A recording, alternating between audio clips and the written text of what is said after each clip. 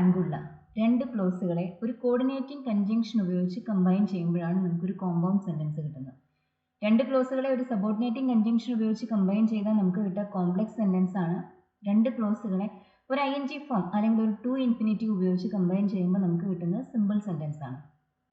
ഒരു സെന്റൻസ് കണ്ടു കഴിഞ്ഞാൽ അത് സിമ്പിൾ സെന്റൻസ് ആണോ, കോംപ്ലക്സ് സെന്റൻസ് ആണോ, കോമ്പൗണ്ട് സെന്റൻസ് ആണോ എന്നറിയാനുള്ള ഏറ്റവും നല്ല വഴി അതിൽ ഉപയോഗിച്ചിട്ടുള്ള കണക്ടർ ഏതാണ് എന്ന് മനസ്സിലാക്കുന്നതാണ്. കോർഡിനേറ്റിംഗ് കൺജങ്ഷൻസ് ഉപയോഗിച്ചാണ് കമ്പൈൻ ചെയ്തിട്ടുള്ളതെങ്കിൽ അതൊരു കോമ്പൗണ്ട് സെന്റൻസ് ആയിരിക്കും. സബോർഡിനേറ്റിംഗ് കൺജങ്ഷൻസോ റിലേറ്റീവ് പ്രൊനൗൺസോ അല്ലെങ്കിൽ ക്വസ്റ്റ്യൻ വേർഡ്സോ ഉപയോഗിച്ചാണ് കമ്പൈൻ ചെയ്തിട്ടുള്ളതെങ്കിൽ അതൊരു കോംപ്ലക്സ് സെന്റൻസ് ആയിരിക്കും. ഒരു സിമ്പിൾ സെന്റൻസിൽ ഇതുപോലത്തെ കണക്റ്റിംഗ് വേർഡ്സ് ഒന്നും ഉണ്ടാവണമെന്നില്ല.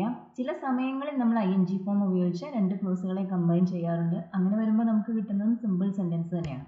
ഒരു കൺജങ്ഷൻ കോർഡിനേറ്റിംഗ് ആണോ സബോർഡിനേറ്റിംഗ് ആണോ എന്നറിയാനുള്ള ഏറ്റവും എളുപ്പവഴി അത് പഠിച്ചു വെക്കുക എന്നുള്ളത് തന്നെയാണ്. ഇംഗ്ലീഷിൽ അത്രയധികം കൺജങ്ഷൻസ് ഒന്നുമില്ല. കോർഡിനേറ്റിംഗ് കൺജങ്ഷൻസ് ആയാലും ശരി, സബോർഡിനേറ്റിംഗ് കൺജങ്ഷൻസ് ആയാലും ശരി, അതിന്റെ നമ്പർ ലിമിറ്റഡ് ആണ്.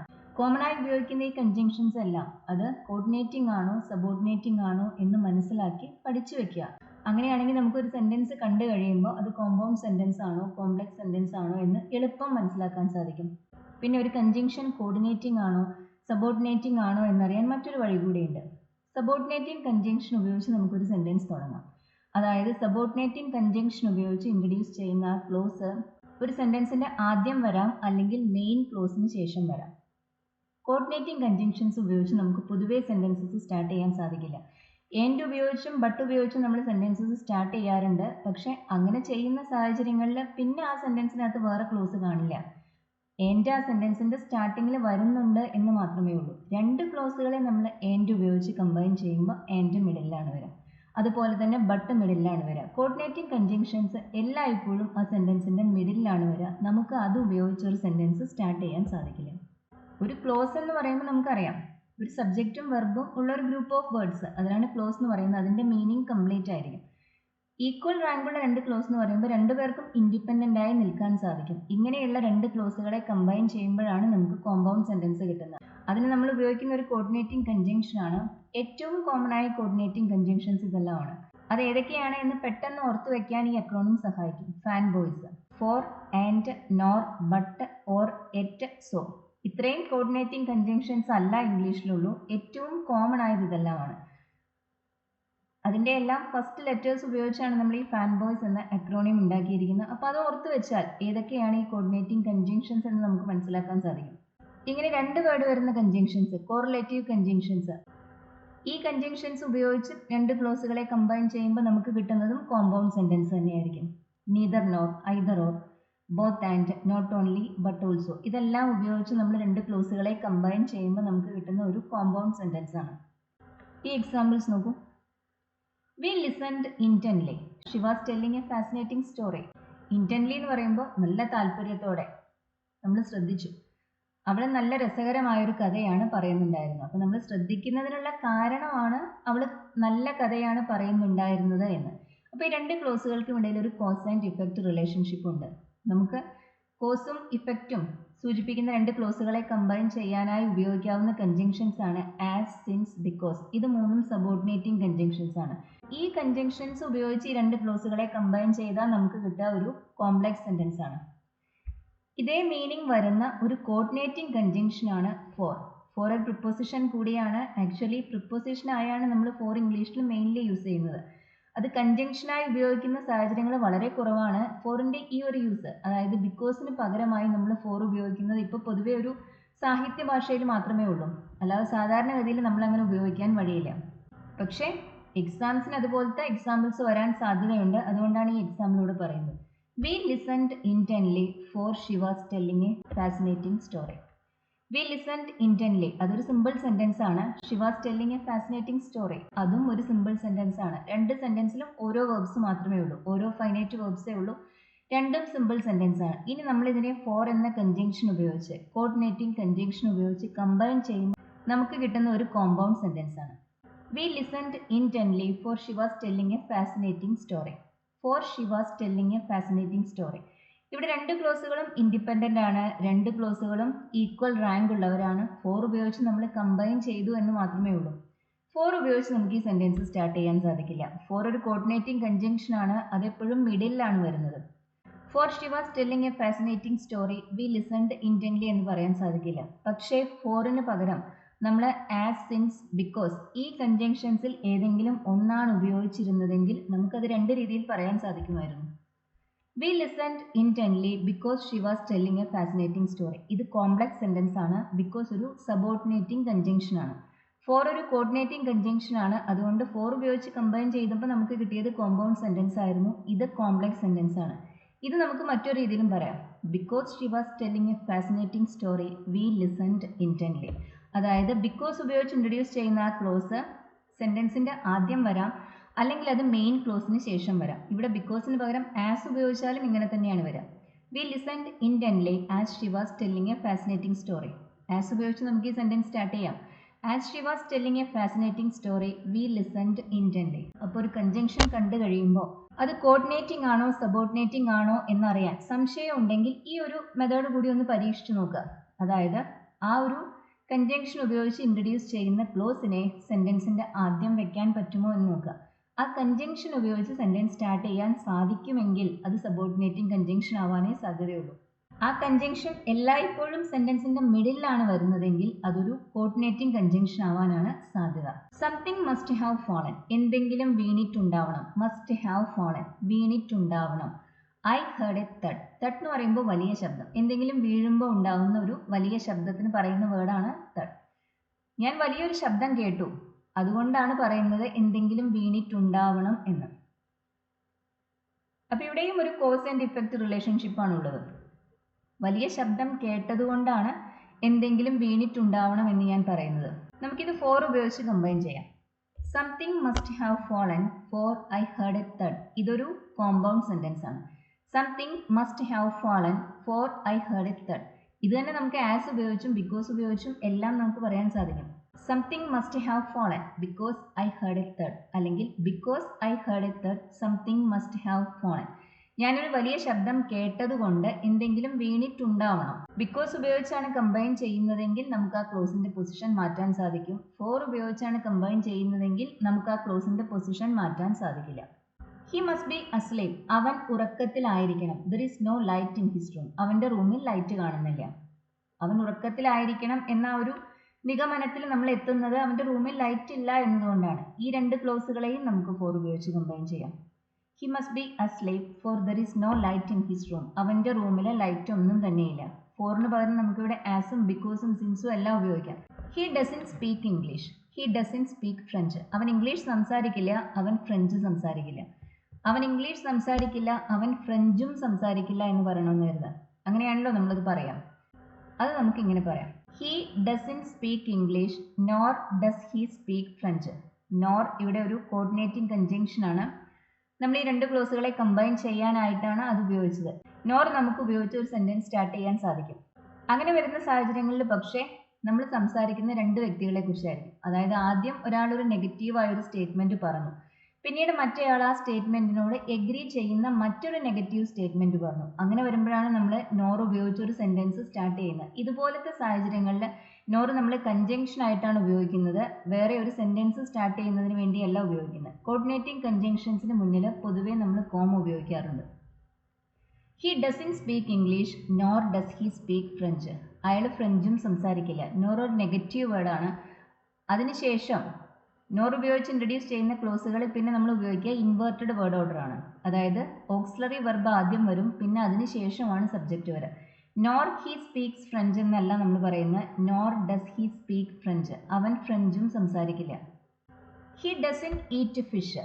He doesn't eat meat. അവൻ മത്സ്യം കഴിക്കില്ല, അവൻ മാംസം കഴിക്കില്ല. He doesn't eat fish nor does he eat meat. അവൻ മാംസവും കഴിക്കില്ല. He doesn't eat fish or meat എന്ന് പറഞ്ഞാലും മതി. അങ്ങനെ വരുമ്പോൾ അതൊരു കോമ്പൗണ്ട് സെൻറ്റൻസ് അല്ല, ഇതൊരു കോമ്പൗണ്ട് സെൻറ്റൻസ് ആണ്. The sun was shining it was cold. സൂര്യൻ നല്ല ഉദിച്ചു നിൽക്കുന്നുണ്ടായിരുന്നു, തണുപ്പായിരുന്നു. സൂര്യൻ നന്നായി ഉദിച്ചു നിൽക്കുന്ന, നല്ല പ്രകാശിച്ചു നിൽക്കുന്ന സമയത്ത് തണുപ്പുണ്ടാകുന്നത് പൊതുവെ സാധാരണയല്ല. അതായത് നമുക്കിവിടെ ഒരു സർപ്രൈസിങ് ആയൊരു സിറ്റുവേഷൻ ആണുള്ളത്. ഇങ്ങനെ ഒരു സർപ്രൈസ് എക്സ്പ്രസ് ചെയ്യാൻ കോൺട്രാസ്റ്റിംഗ് ആയ രണ്ട് ഐഡിയാസ്. ആ കോൺട്രാസ്റ്റിനെ കുറിച്ച് വെറുതെ പറഞ്ഞു പോവാതെ അതിലുള്ള ഒരു സർപ്രൈസിന്റെ എലമെന്റിനെ കുറിച്ച് കൂടി പറയണമെങ്കിൽ നമ്മൾ ഈ ക്ലോസുകളെ കമ്പൈൻ ചെയ്യാൻ ഉപയോഗിക്കുക എറ്റാണ്. അല്ലെങ്കിൽ നമുക്ക് ഇതിനെ ബട്ട് ഉപയോഗിച്ച് കമ്പൈൻ ചെയ്യാം. The sun was shining yet it was cold. എന്നിട്ടും നല്ല തണുപ്പായിരുന്നു. The sun was shining but it was cold. ഇവിടെ സർപ്രൈസ് ഒന്നുമില്ല. കോൺട്രാസ്റ്റിംഗ് ആയ രണ്ട് ഐഡിയാസിനെ നമ്മൾ അങ്ങനെ കോൺട്രാസ്റ്റിംഗ് ഐഡിയാസിനെ എക്സ്പ്രസ് ചെയ്യാനുള്ള ഒരു കൺജങ്ഷൻ ഉപയോഗിച്ച് കമ്പൈൻ ചെയ്തു, അത്രേ ഉള്ളൂ. ബട്ട് ഒരു കോർഡിനേറ്റിംഗ് കൺജങ്ഷൻ ആണ്. നമുക്കിപ്പോൾ കിട്ടിയതും ഒരു കോമ്പൗണ്ട് സെന്റൻസ് ആണ്. ഇനി ഇവിടെ ബട്ടിന് പകരം എറ്റാണ് ഉപയോഗിക്കുന്നതെങ്കിൽ നമുക്ക് അതിലുള്ള ആ ഒരു സർപ്രൈസ് കൂടി നമ്മൾ എക്സ്പ്രസ് ചെയ്യുന്നുണ്ട്. The sun was shining yet it was cold. എന്നിട്ടും തണുപ്പായിരുന്നു. ബട്ട് ഉപയോഗിച്ച് കമ്പൈൻ ചെയ്താലും എറ്റ് ഉപയോഗിച്ച് കമ്പൈൻ ചെയ്താലും നമുക്ക് കിട്ടുന്നത് കോമ്പൗണ്ട് സെന്റൻസ് ആണ്. കോർഡിനേറ്റിംഗ് കൺജങ്ഷൻസിന് മുന്നിൽ പൊതുവേ നമ്മളൊരു കോമ ഉപയോഗിക്കാറുണ്ട്. കൺജങ്ഷൻസിന് ശേഷം യാതൊരു കാരണവശാലും കോമ ഉപയോഗിക്കരുത്. കൺജങ്ഷൻസിന് മുന്നിൽ നമുക്ക് കോമ ഉപയോഗിക്കാൻ സാധിക്കും, പക്ഷെ അതിന് ശേഷം ഉപയോഗിക്കരുത്. She studied for months yet she fail the test. മാസങ്ങളോളം ഒരു പരീക്ഷയ്ക്ക് പഠിച്ച ഒരാൾ സാധാരണഗതിയിൽ ജയിക്കേണ്ടതാണ്, പക്ഷെ ഇവിടെ അവൾ തോറ്റു എന്നാണ് പറയുന്നത്. അതായത് ഇവിടെയും ഒരു സർപ്രൈസ് ഉണ്ട്. അതുകൊണ്ടാണ് നമ്മളിവിടെ ബട്ടിന് പകരം എറ്റ് ഉപയോഗിച്ചത്. ബട്ട് ഉപയോഗിച്ചാലും മതി. She studied for months but she fail the test, അല്ലെങ്കിൽ yet she fail the test. എന്നിട്ടും ടെസ്റ്റ് അവൾ പരാജയപ്പെട്ടു. എറ്റ് ഒരു അഡ്വർബായി നമ്മൾ യൂസ് ചെയ്യും. അഡ്വർബായി ഉപയോഗിക്കുന്ന സമയത്ത് അത് മെയിൻലി നമ്മൾ യൂസ് ചെയ്യുന്ന പെർഫെക്റ്റ് ടെൻസസിലാണ്. സെന്റൻസിന്റെ അവസാനമാണ് അങ്ങനെ വരുമ്പോൾ എറ്റ് വരാറ്. അങ്ങനെ വരാവൂ എന്ന് നിർബന്ധമില്ല. നോർമൽ പൊസിഷൻ അതാണ്. സെന്റൻസസിന് ഇടയിൽ മിഡിൽ പൊസിഷനിലും വരാറുണ്ട്, പക്ഷെ പൊതുവെ എറ്റ് സെന്റൻസിന്റെ അവസാനം വരുന്ന ഒരു അഡ്വർബാണ്. ഇതിനെ ഇങ്ങനെ കൺജങ്ഷൻ ആയ ഒരു യൂസും ഉണ്ട്, അഡ്വർബായി മറ്റൊരു യൂസും ഉണ്ട്. പല ഇംഗ്ലീഷ് വേർഡ്സിനും ഡിഫറെന്റ് യൂസസ് ഉണ്ട്. അതെങ്ങനെയാണ് ഒരു സെന്റൻസിൽ ഉപയോഗിച്ചിട്ടുള്ളത് എന്ന് മനസ്സിലാക്കി വേണം അതവിടെ കൺജങ്ഷൻ ആണോ, പ്രിപ്പൊസിഷൻ ആണോ, അഡ്വർബ് ആണോ എന്നെല്ലാം നിശ്ചയിക്കാൻ. I was tired I went to bed early. എനിക്ക് ക്ഷീണം ഉണ്ടായിരുന്നു, ഞാൻ നേരത്തെ കിടക്കാൻ പോയി. ഇവിടെയും ഒരു കാര്യകാരണ ബന്ധമാണുള്ളത്. നമുക്ക് ആസും സിൻസും ബിക്കോസും എല്ലാം ഉപയോഗിച്ച് ഇതിനെ കമ്പൈൻ ചെയ്യാം. അല്ലെങ്കിൽ നമുക്കിതിനെ സോ ഉപയോഗിച്ച് കമ്പൈൻ ചെയ്യാം. അതുകൊണ്ട് ഞാൻ നേരത്തെ കിടക്കാൻ പോയി. I was tired so I went to bed early. So ഒരു കോർഡിനേറ്റിംഗ് കൺജങ്ഷൻ ആണ്. സോ ഉപയോഗിച്ച് നമുക്ക് ഈ സെന്റൻസ് സ്റ്റാർട്ട് ചെയ്യാൻ സാധിക്കില്ല. So I went to bed early I was tired എന്ന് പറയാൻ സാധിക്കില്ല. സോ മിഡ് പൊസിഷനിലാണ് വരുന്നത്, അതായത് ആ സെന്റൻസിന്റെ നടുവിലാണ് വരുന്നത്. പക്ഷെ ഇവിടെ സോയ്ക്ക് പകരം നമ്മൾ ആസോ സിൻസോ ബിക്കോസോ ആണ് ഉപയോഗിച്ചിരുന്നതെങ്കിൽ നമുക്ക് അതിനെ സെന്റൻസിന്റെ ആദ്യവും ഉപയോഗിക്കാൻ സാധിക്കുമായിരുന്നു. As I was tired I went to bed early. I went to bed early as I was tired. As ഉപയോഗിച്ച് ഇൻട്രൊഡ്യൂസ് ചെയ്യുന്ന ക്ലോസസ്, സിൻസ് ഉപയോഗിച്ച് ഇൻട്രൊഡ്യൂസ് ചെയ്യുന്ന ക്ലോസസ്, ബിക്കോസ് ഉപയോഗിച്ച് ഇൻട്രൊഡ്യൂസ് ചെയ്യുന്ന ക്ലോസസ് അത് ആദ്യവും വരാം, മെയിൻ ക്ലോസിന് ശേഷവും വരാം. സോ ഉപയോഗിച്ച് നമ്മൾ ഇൻട്രൊഡ്യൂസ് ചെയ്യുന്ന ക്ലോസ് അത് മറ്റേ ക്ലോസിന് ശേഷമാണ് എല്ലായ്പ്പോഴും വരാം. I was tired so I went to bed early. ഇത് കോർഡിനേറ്റിംഗ് കൺജങ്ഷൻസിന്റെ ഒരു പ്രത്യേകതയാണ്. കോർഡിനേറ്റിംഗ് കൺജങ്ഷൻസ് ഉപയോഗിച്ച് നമ്മൾ നോർമലി സെന്റൻസസ് സ്റ്റാർട്ട് ചെയ്യില്ല. As I was tired I went to bed early. ക്ഷീണം തോന്നിയതിനാൽ ഞാൻ നേരത്തെ കിടക്കാൻ പോയി. അതിനാൽ ആ അർത്ഥമാണ് ആസിനുള്ളത്. സോയുടെ അർത്ഥം അതുകൊണ്ട് എന്നാണ്. I didn't have the key I couldn't get in. എൻ്റെ കയ്യിൽ ചാവി ഇല്ലായിരുന്നു, എനിക്ക് വീട്ടിനകത്തേക്ക് പ്രവേശിക്കാനും കഴിഞ്ഞില്ല. ആസ് ഉപയോഗിച്ച് പറയാൻ നമുക്ക് as I didn't have the key I couldn't get in. ഇപ്പൊ നമുക്ക് കിട്ടിയത് ഒരു കോംപ്ലക്സ് സെന്റൻസ് ആണ്. സോ ഉപയോഗിച്ചാണ് കമ്പൈൻ ചെയ്യുന്നതെങ്കിൽ നമുക്ക് കിട്ടുക കോമ്പൗണ്ട് സെന്റൻസ് ആണ്. I didn't have the key so I couldn't get in. എനിക്ക് അകത്തേക്ക് പ്രവേശിക്കാൻ കഴിഞ്ഞതുമില്ല. സോ അതുകൊണ്ട് എനിക്ക് പ്രവേശിക്കാൻ കഴിഞ്ഞതുമില്ല. So I couldn't get in I didn't have the key എന്ന് പറയരുത്. പക്ഷേ I couldn't get in as I didn't have the key എന്ന് പറയാം. അല്ലെങ്കിൽ I couldn't get in because I didn't have the key എന്നും പറയാം. ഇനി വേറെ ചില എക്സാമ്പിൾസ് നോക്കാം. വേറെ രീതിയിലുള്ള എക്സാമ്പിൾസ് നോക്കാം. Climbing up the tree he plucked some mangoes. മരത്തിന് മുകളിൽ കയറി അവൻ കുറച്ച് മാങ്ങകൾ പറിച്ചു. ഇതൊരു സിമ്പിൾ സെന്റൻസ് ആണ്. ഇവിടെ നമുക്ക് രണ്ട് വെർബ്സ് കാണാം. ക്ലൈംബിംഗ് എന്നൊരു വെർബുണ്ട്, പ്ലക്ഡ് എന്ന മറ്റൊരു വെർബുണ്ട്. പക്ഷെ ക്ലൈംബിംഗ് ING ഫോം ആണ്. തനിച്ച് നിൽക്കുന്ന ING ഫോംസ് ഫൈനൈറ്റ് വെർബ്സ് അല്ല. ഒരു ഓക്സിലറി വെർബിന് ശേഷം വരുമ്പോൾ മാത്രമാണ് അതൊരു ഫൈനൈറ്റ് വെർബായി മാറുന്നത്. അത് തനിച്ചാണ് നിൽക്കുന്നതെങ്കിൽ അതൊരു നോൺ ഫൈനൈറ്റ് ആണ്. നോൺ ഫൈനൈറ്റ് വെർബ്സ് ഉപയോഗിച്ച് നമുക്ക് ക്ലോസസ് നിർമ്മിക്കാൻ സാധിക്കില്ല. ഈ സെന്റൻസിൽ ഒറ്റ ഫൈനൈറ്റ് വെർബേ ഉള്ളൂ, പ്ലക്ഡ്. അതുകൊണ്ട് തന്നെ ഇതൊരു സിമ്പിൾ സെന്റൻസ് ആണ്. നമുക്കിതിനെ ഈസി ആയി കോമ്പൗണ്ട് സെന്റൻസ് ആക്കി മാറ്റാൻ സാധിക്കും. ആൻഡ് എന്ന കൺജങ്ഷൻ ഉപയോഗിച്ചാൽ മതി. He climbed up the tree. അവൻ മരത്തിൽ കയറി. And plucked some mangoes. കുറച്ച് മാങ്ങകൾ പറിച്ചു. ആൻഡ് ഉപയോഗിച്ച് രണ്ട് ക്ലോസുകളെ കമ്പൈൻ ചെയ്തപ്പോൾ നമുക്കതൊരു കോമ്പൗണ്ട് സെന്റൻസ് ആയി കിട്ടി. Driven by rain he took shelter under a tree. Driven by rain എന്ന് പറയുമ്പോൾ മഴയിൽ നിന്ന് രക്ഷപ്പെടാനായി ഓടി, അത് തന്നെയാണ് അർത്ഥം. അവൻ ഒരു മരത്തിനടിയിൽ അഭയം തേടി. ടുക്ക് ഒരു ഫൈനൈറ്റ് വെർബാണ്. ഡ്രിവൺ V3 ആണ്. തനിച്ച് നിൽക്കുന്ന ING ഫോംസും അതുപോലെ തന്നെ തനിച്ച് നിൽക്കുന്ന V3യും പാസ്റ്റ് പാർട്ടിസിപ്പിളും നോൺ ഫൈനൈറ്റ് വെർബ്സ് ആണ്. ഇതും നമുക്ക് ഈസിയായി കോമ്പൗണ്ട് സെന്റൻസ് ആക്കി മാറ്റാൻ സാധിക്കും. He was driven by rain, so he took shelter under a tree. അല്ലെങ്കിൽ he was driven by rain and took shelter under a tree. And ഉപയോഗിച്ച് നമുക്കിത് കമ്പൈൻ ചെയ്യാം. So ഉപയോഗിച്ച് നമുക്കിത് കമ്പൈൻ ചെയ്യാം. He was driven by rain and he took shelter under a tree. രണ്ട് ക്ലോസിൻ്റെയും subject ഒന്ന് തന്നെയാവുമ്പോൾ and ഉപയോഗിച്ച് കമ്പൈൻ ചെയ്യുന്ന സമയത്ത് നമ്മൾ ആ രണ്ടാമത്തെ ക്ലോസിൽ സബ്ജക്റ്റ് പൊതുവെ റിപ്പീറ്റ് ചെയ്യാറില്ല. പക്ഷെ സോ ഉപയോഗിച്ചാണ് കമ്പൈൻ ചെയ്യുന്നതെങ്കിൽ അവിടെ സബ്ജക്റ്റ് പറയണം. He was driven by rain, so he took shelter under a tree. But ഉപയോഗിച്ച് നമ്മൾ രണ്ട് ക്ലോസുകളെ കമ്പൈൻ ചെയ്യുമ്പോഴും നമ്മൾ രണ്ട് ക്ലോസിലും സബ്ജക്റ്റ് മെൻഷൻ ചെയ്യാറുണ്ട്. ആൻഡ് ഉപയോഗിച്ച് കമ്പൈൻ ചെയ്യുന്ന സമയത്ത് രണ്ടാമത്തെ ക്ലോസിൽ പൊതുവെ രണ്ട് ക്ലോസിൻ്റെയും സബ്ജക്റ്റ് ഒരേ വ്യക്തി തന്നെയാണെങ്കിൽ രണ്ടാമത്തെ ക്ലോസിൽ ആ സബ്ജക്റ്റ് റിപ്പീറ്റ് ചെയ്യേണ്ട ആവശ്യമില്ല. He was driven by rain and took shelter under a tree. And he took shelter under a tree എന്നും പറയാം. ഹി അവിടെ നിർബന്ധമില്ല. Besides being beautiful she is intelligent. Besides being beautiful, സുന്ദരിയാണെന്നതിന് പുറമെ, ബിസൈഡ്സ് എന്ന് പറയുമ്പോൾ അതിനും പുറമെ, അതാണ് അതിനർത്ഥം. She is intelligent. ഇതേ മീനിങ് വരുന്ന മറ്റൊരു വേർഡാണ് ഇൻ അഡീഷൻ ടു. നമുക്കിവിടെ ബിസൈഡ്സിന് പകരം ഇൻ അഡീഷൻ ടു ഉപയോഗിക്കാം. In addition to being beautiful she is intelligent. Besides ഒരു പ്രിപ്പോസിഷനാണ്, ഇൻ അഡീഷൻ ടുവും ഒരു പ്രിപ്പോസിഷനാണ്. പ്രിപ്പോസിഷൻ ആയത് കാരണമാണ് പിന്നെ അതിനുശേഷം നമ്മൾ ING ഫോം ഉപയോഗിച്ചത്. ഒരു പ്രിപ്പോസിഷന് ശേഷം ഒരു വെർബ് വരുന്നുണ്ടെങ്കിൽ ആ വെർബ് എല്ലായ്പ്പോഴും അതിൻ്റെ ING ഫോമിലായിരിക്കും. Besides being beautiful she is intelligent. രണ്ട് ക്ലോസുകളായി എഴുതുകയാണെങ്കിൽ നമുക്ക് എന്താ കിട്ടുക? She is beautiful, she is intelligent അല്ലേ? ഷീ ഈസ് ബ്യൂട്ടിഫുളിലെ ഈസിൻ്റെ ING ഫോം ആണ് നമ്മളോട് ഉപയോഗിച്ചിട്ടുള്ള being. Besides being beautiful she is intelligent. Besides ഉപയോഗിച്ച് അല്ലെങ്കിൽ ഇൻ അഡീഷൻ ടു ഉപയോഗിച്ച് കമ്പൈൻ ചെയ്ത രണ്ട് ക്ലോസുകളെ ഒരു കോമ്പൗണ്ട് സെൻറ്റൻസ് ആക്കി മാറ്റണമെങ്കിൽ നമുക്ക് നോട്ട് ഓൺലി ബട്ട് ഓൾസോ എന്ന കൺജങ്ഷൻ ഉപയോഗിക്കാം, അല്ലെങ്കിൽ ബോത്ത് ആൻഡ് എന്ന കൺജങ്ഷൻ ഉപയോഗിക്കാം. ഇത് നമുക്ക് ഇങ്ങനെ പറയാം. She is not only beautiful but also intelligent. She is not only beautiful but also intelligent. ഇതൊരു കോമ്പൗണ്ട് സെൻറ്റൻസ് ആണ്. She is both beautiful and intelligent. ഇതും ഒരു കോമ്പൗണ്ട് സെൻറ്റൻസ് ആണ്. She is both beautiful and intelligent. ബിസൈഡ്സിൻ്റെ അതേ meaning വരുന്ന ഒരു പ്രിപ്പോസിഷനാണ് in addition to. Being innocent he never thought of running away. Being innocent എന്ന് പറയുമ്പോൾ നിഷ്കളങ്കനായിരുന്നതിനാൽ, കാപട്യമില്ലാത്തവനായിരുന്നതിനാൽ. He never thought of running away, ഓടിപ്പോകുന്നതിനെക്കുറിച്ച്, ഓടി രക്ഷപ്പെടുന്നതിനെക്കുറിച്ച് അവൻ ഒരിക്കലും ആലോചിച്ചില്ല, ചിന്തിച്ചില്ല. ഹി വാസ് ഇന്നസെൻറ്റ്, അവൻ ഇന്നസെൻ്റ് ആയിരുന്നു, നിഷ്കളങ്കനായിരുന്നു. He never thought of running away. ഇതാണ് രണ്ട് ക്ലോസുകൾ.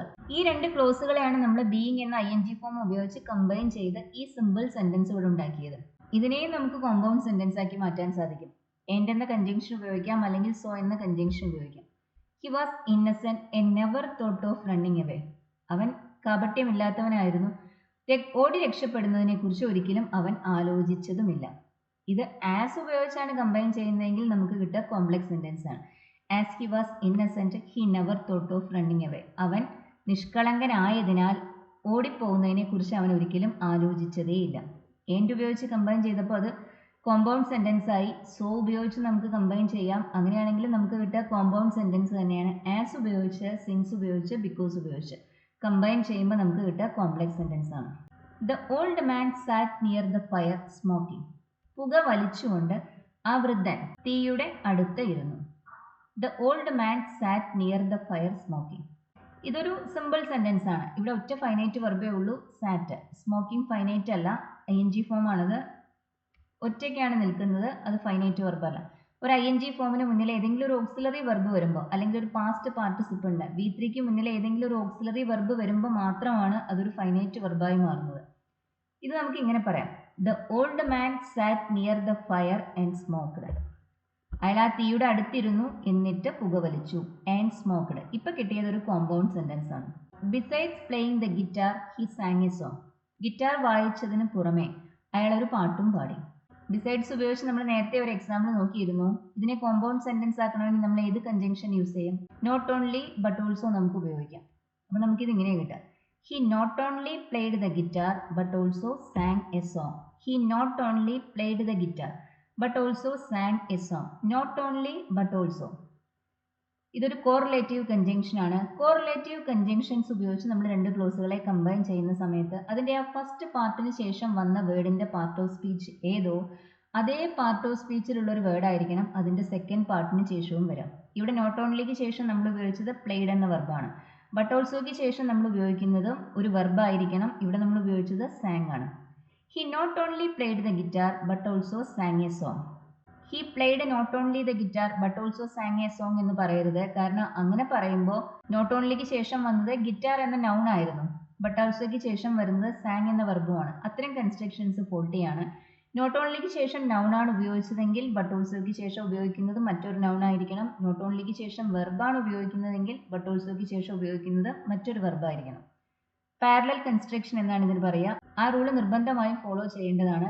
In addition to looting the shop, കട കൊള്ളയടിച്ചതിന് പുറമെ they destroyed the shelves and furniture, അവര് ഷെൽഫുകളും അതുപോലെ തന്നെ ഫർണിച്ചറും നശിപ്പിക്കുകയും ചെയ്തു. In addition to looting the shop, ഇവിടെ നമുക്ക് ബിസൈഡ്സ് ലൂട്ടിംഗ് ദ ഷോപ്പ് എന്നും പറയാം. ഇൻ അഡീഷൻ ടുവിൻ്റെ അതേ അർത്ഥം തന്നെയാണ് ബിസൈഡ്സിന്. അവര് ഫർണിച്ചർ നശിപ്പിച്ചു. ഇതും നോട്ട് ഓൺലി ഉപയോഗിച്ച് നമുക്ക് കമ്പൈൻ ചെയ്യാം. They not only looted the shop but also destroyed the furniture and shelves.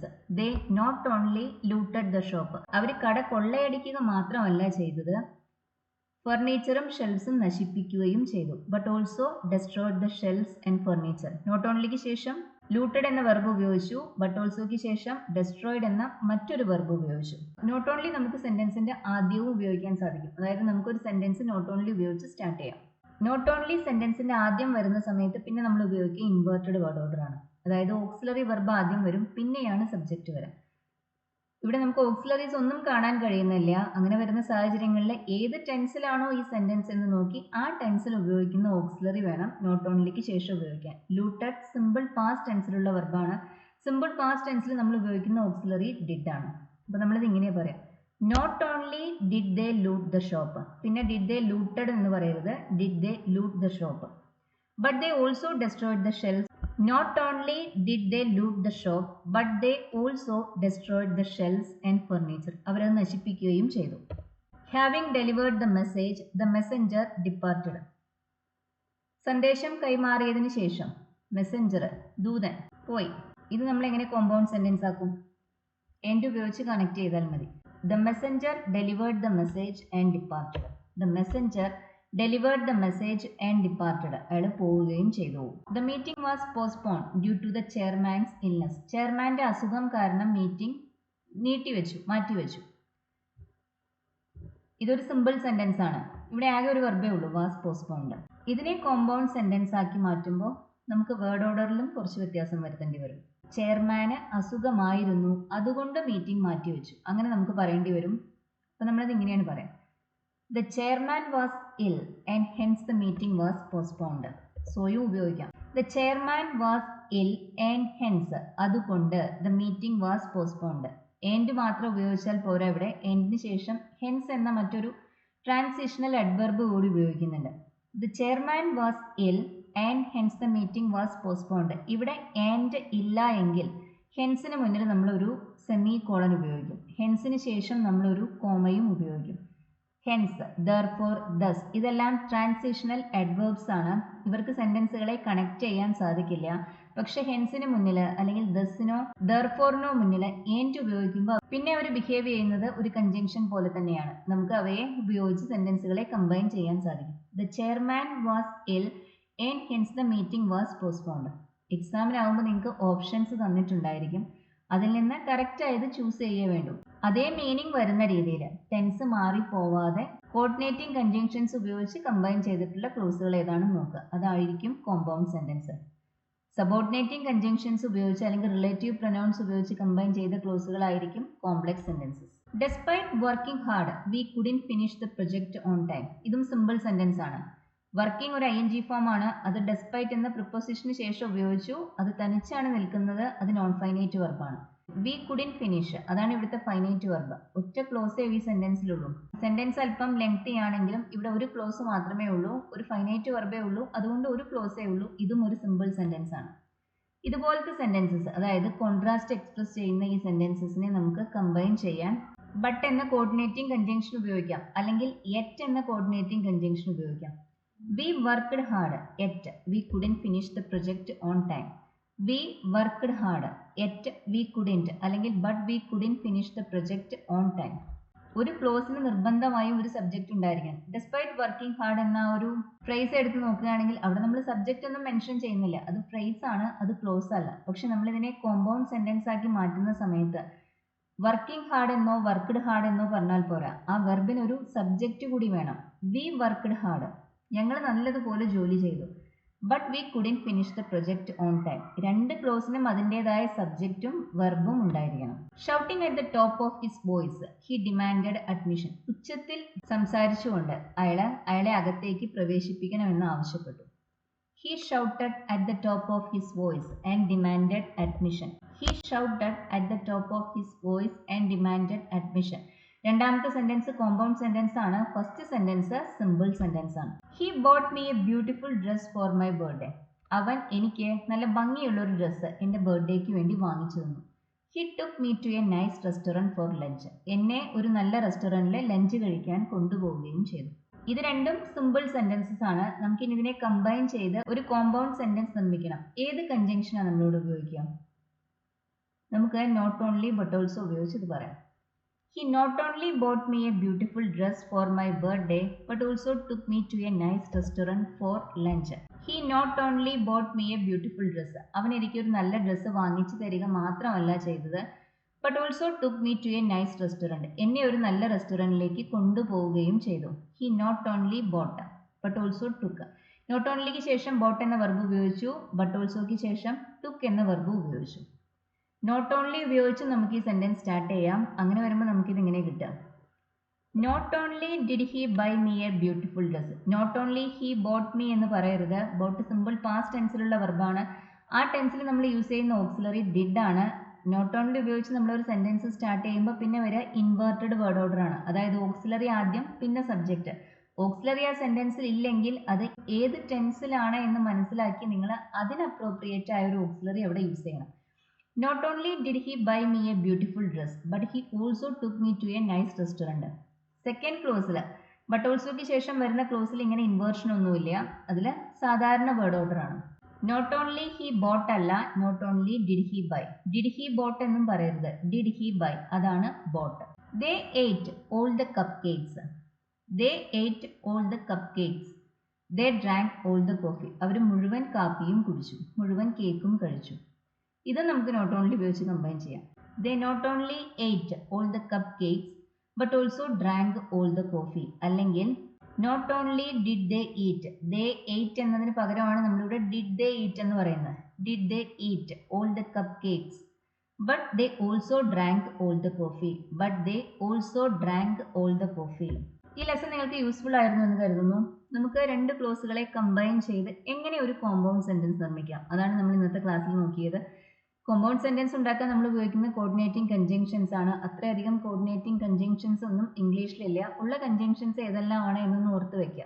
അങ്ങനെ ചെയ്താൽ ഒരു സെന്റൻസ് കണ്ടു കഴിയുമ്പോൾ അതിനകത്ത് ഉപയോഗിച്ചിട്ടുള്ള കണക്റ്റർ ഏതാണ് എന്നതിൻ്റെ അടിസ്ഥാനത്തിൽ അത് കോംപ്ലക്സ് സെന്റൻസ് ആണോ കോമ്പൗണ്ട് സെന്റൻസ് ആണോ എന്ന് നിങ്ങൾക്ക് എളുപ്പം മനസ്സിലാക്കാൻ സാധിക്കും. ഈ വീഡിയോ ഇഷ്ടമാവുന്നവർ ഇത് ഷെയർ ചെയ്യാനും ലൈക്ക് ചെയ്യാനും ഹൈപ്പ് ചെയ്യാനും മറക്കരുത്. അതുപോലെ ഈ ചാനൽ ഇതുവരെ സബ്സ്ക്രൈബ് ചെയ്തിട്ടില്ലാത്തവർ സബ്സ്ക്രൈബ് ചെയ്തു കാണാം. Thank you for watching.